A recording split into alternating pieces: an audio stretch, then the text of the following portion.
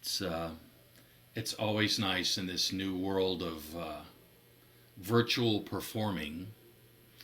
Um, it's super cool that Zoom exists, and what it does is it allows folks like me that normally spend time out on a stage somewhere in front of people. I get to be in my living room in front of people. So the commute is better, and there's way less equipment to schlep from place to place. So there's both of those things. The downside, of course, is I don't have my whole band here, so you'll hear some solo music from me. I think what I was going to do today is play some standards from the Great American Songbook a little bit, and then I thought I'd play along some of my own original backing tracks and have a little quiet moment like that as well. So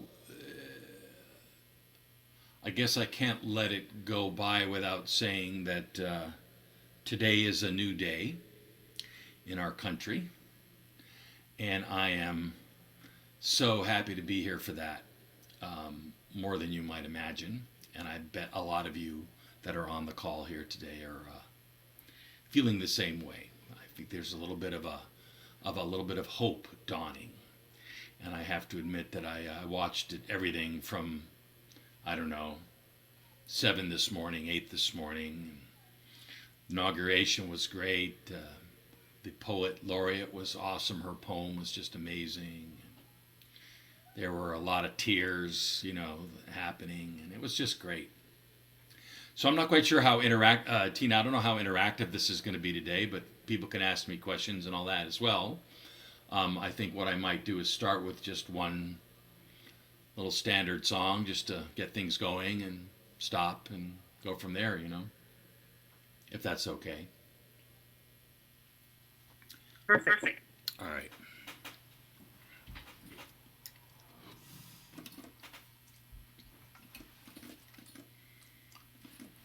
You put a thumbs up if it sounds all right when I start playing, not too loud or whatever.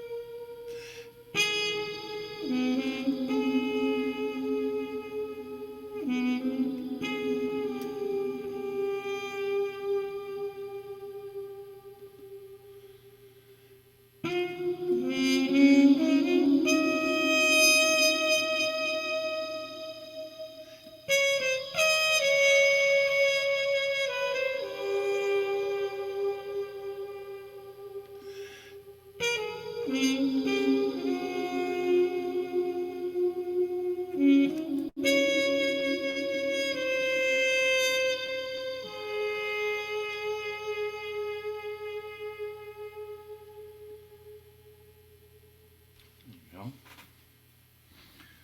Anybody know the name of that song?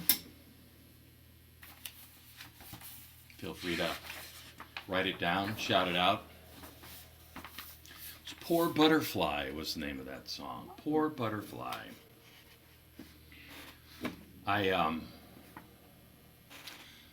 I've done a lot of work with the founder of Windham Hill Records, Will Ackerman. So I've released 6 or 7 albums, and I think 3 of them produced by Will. Will, if you, some of you might remember Windham Hill with George Winston and Michael Hedges and Shadowfax and Will and Alex DeGrassi and all these wonderful folks, you know. And before all that, before I was known as a new age trumpet player, when I was growing up, my father was a musical theater guy, and he loved the music from the 30s and 40s and 50s. And he was a singer, bass baritone singer. So there was many, many hours when I was growing up I would spend at my home and playing songs like this. And what would happen is he'd be singing in the other room, and you know, and I'd play along, and he'd sing while I'm playing. And every time I'd make a mistake, you know, he'd be yelling at me from the other end, "Damn it, Jeffrey!" You know, it's pretty funny actually. But what's happened from all that is that when I play songs like this, I actually hear him singing. I hear vocals. I hear a human voice singing the words that I'm playing with the horn. So it's always been wonderful that way. It's kind of like the same thing as, you know, listening to Frank Sinatra interpret a song in only the way he could. You know, it's the phrasing is basically everything. So I'm happy to be able to share me with you like this. Let's do another one, shall we? We shall.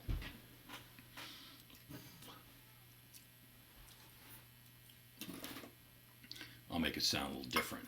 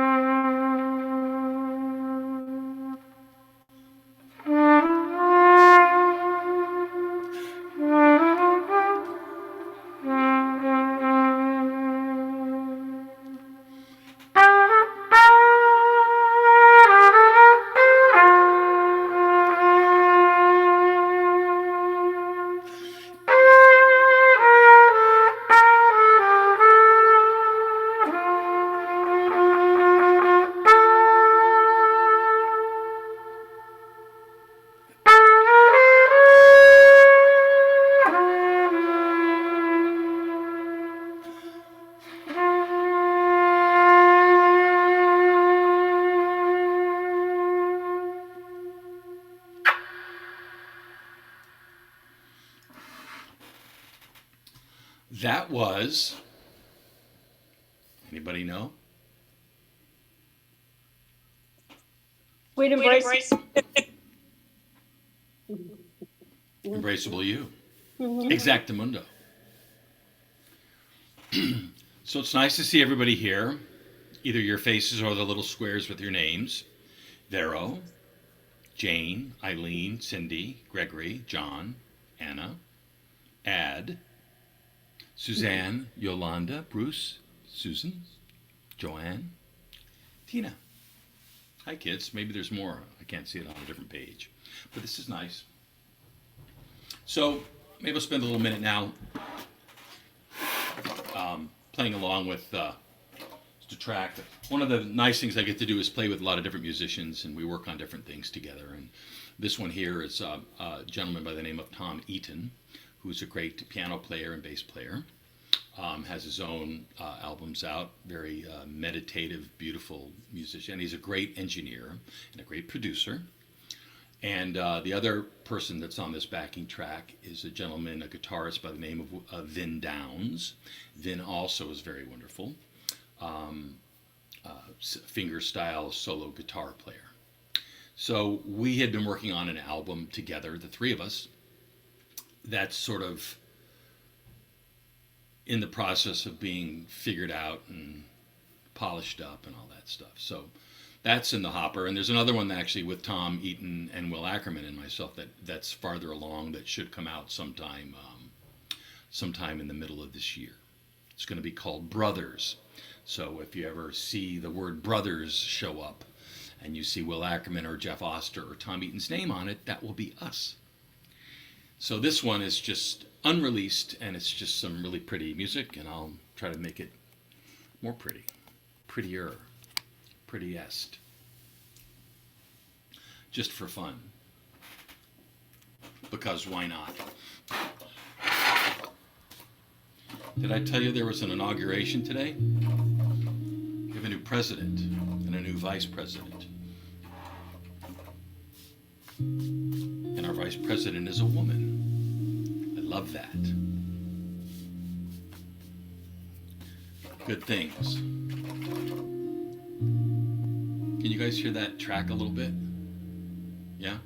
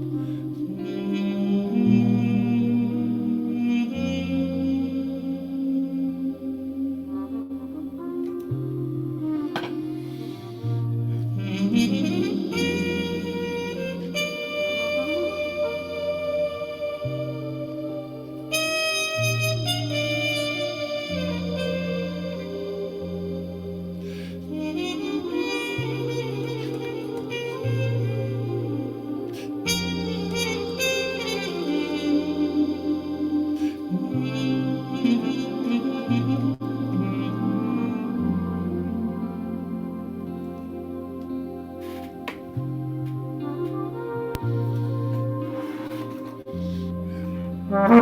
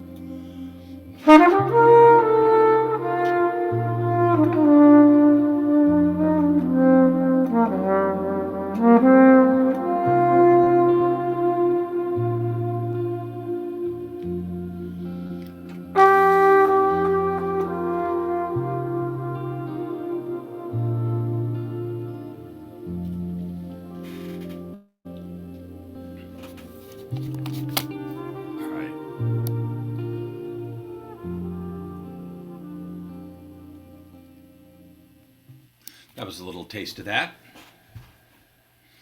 Unreleased song in C minor. That's the title of it so far, C minor. So those of you that have just tuned in, I'm Jeff Oster, and I want to thank Tina again for allowing me to share this music with you. I'm assuming you have the ability to unmute your audio. Any questions, any comments, anything? Or it's like, just play some more, buddy. Yes, Bruce. Hi. What was that little thing that you stuck into the mute? Well, it's the mute itself is called a Harmon mute. Harmon mute. And, you know, it's got this sort of a...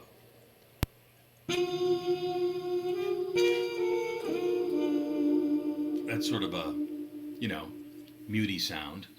Miles used this quite a bit, actually, and so does Chris Bodie, you know.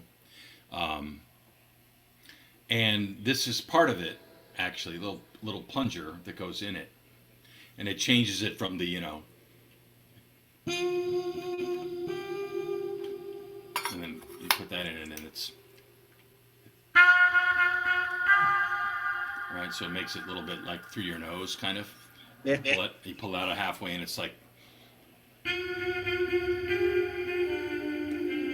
sort of a little of both.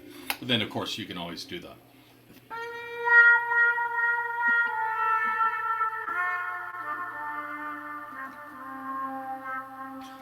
so it makes it a little wah-wah-y. You know, it's a different kind of expression. You know, a lot of trumpet players tend to, you know, play loud, you know.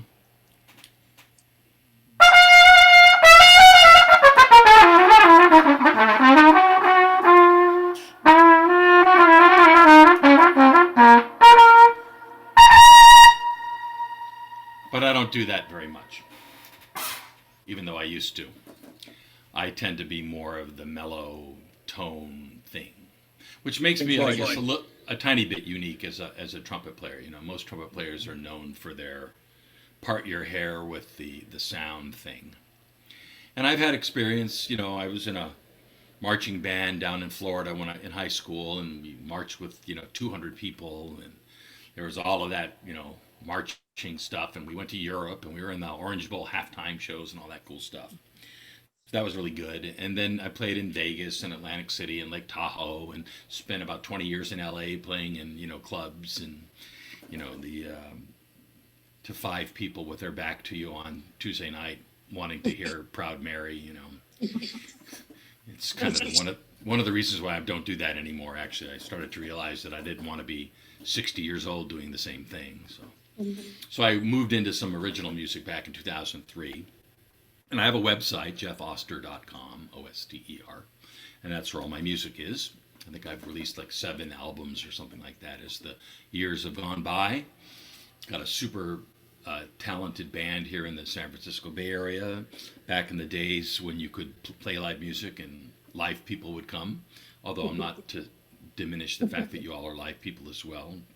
Far be it from me to say that. I just can't touch you or shake your hand. But this is certainly better than nothing at all, for sure. So I have a great band here in the Bay Area, and we play out a lot. The last show I played was actually down in San Pancho, Mexico, north of Puerto Vallarta, north of Sayulita.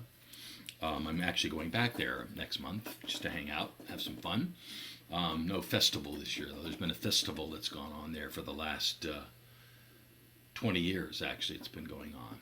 And this will be my 15th year. And it's grown, and that was the last show I played with that band, was down there in last February.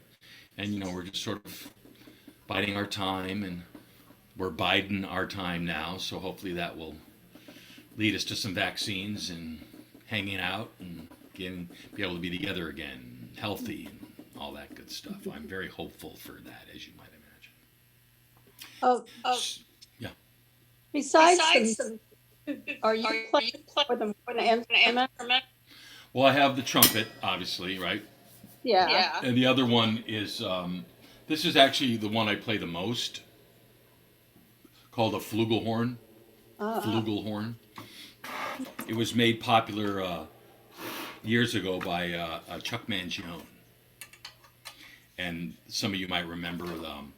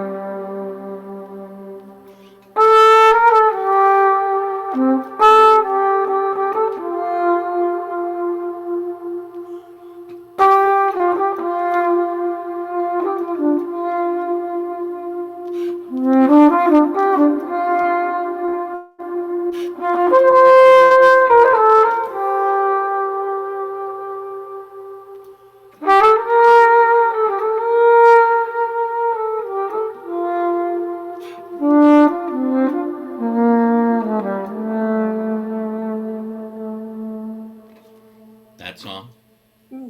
That was "Feels So Good" was what the name of that one was. And up until then, that song came out, I think, in 1977 or something like that. I was living up in Oregon, up in Eugene, Oregon. And until then, I'd only played the trumpet, only. And then I heard that music, and I'd like to say I went online, but I don't think you could actually have gone online in 1977. But somehow I found out the kind of flugelhorn Chuck was playing, which is this specific model of Yamaha flugelhorn that I have. And I bought it in sight unseen. I had it shipped to me in Oregon in 1977. It's the same, I play the same horn today. Different mouthpiece, but I play the same horn. And it's, as you can tell, I mean, it's very different in terms of,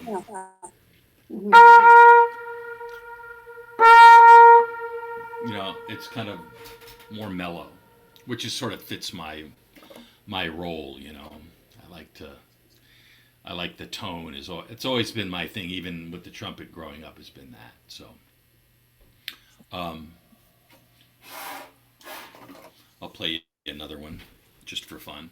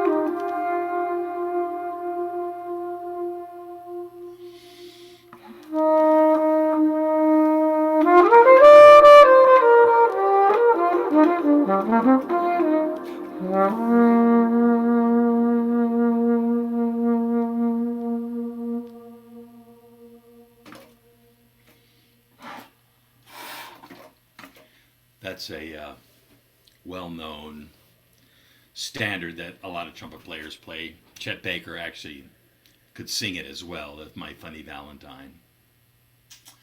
So I've always liked to play that one. Tina, we have a little while longer, 10 minutes or so, something it looks like. Any limit? You have another meeting? We have another. All right, I'll play a few more then. Any other questions before I launch into the next offering? I can feel your questions mentally. Always good.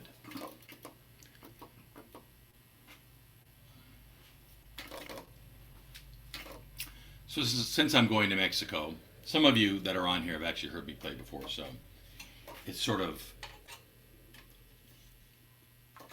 the greatest hits, but they're greatest hits for a reason. So here's another one.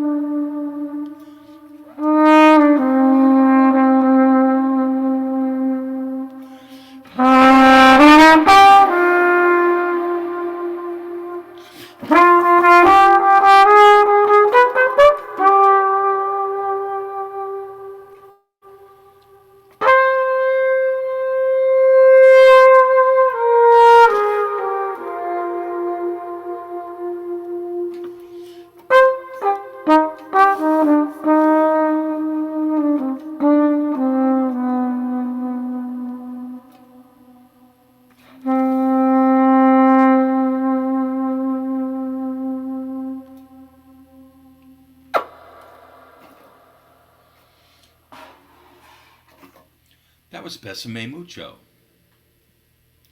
Kissed Me Much, as it were. Vera, what are you saying? That song is popular where? Is it... In Korea, South Korea. Nice. Really? Yes. It's awesome. Who knew? It's. I'd love to write a song that is popular in South America and Korea. Why not? So, do I have time for one more? Yes. Wonder what I should play.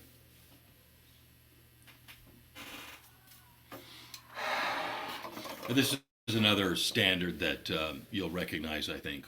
It's a newer one. It was made popular by Bonnie Raitt.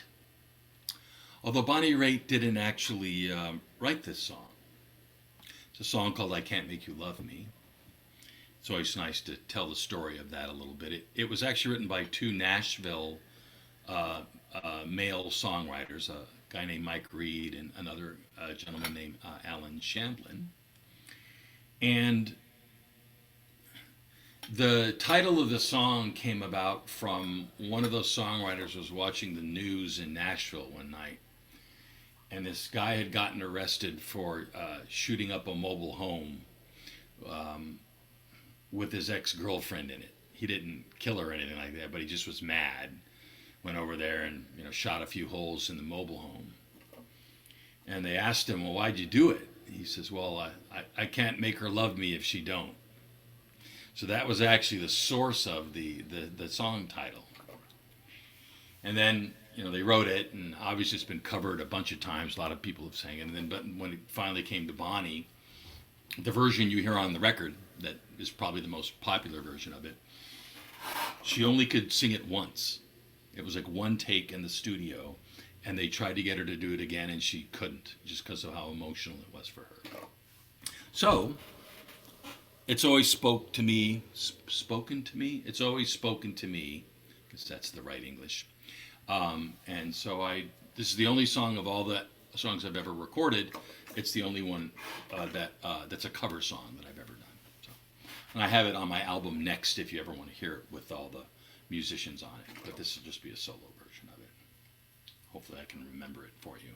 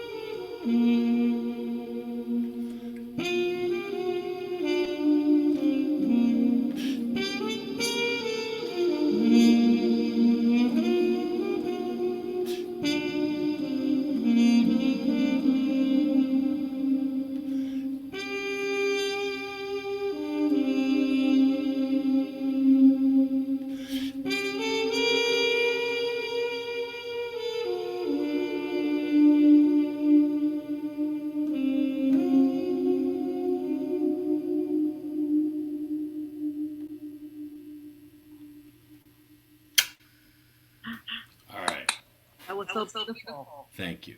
Thank you, Tina. So, I guess we're close to the end of my little moment today. For those of you that have taken the time out of your day, this very important day, to spend it with us, me, I'm deeply appreciative of it and of you. Any other questions before I dive into the ether, as it were. I just want to say thank you for your time, for contributing your time. Of course.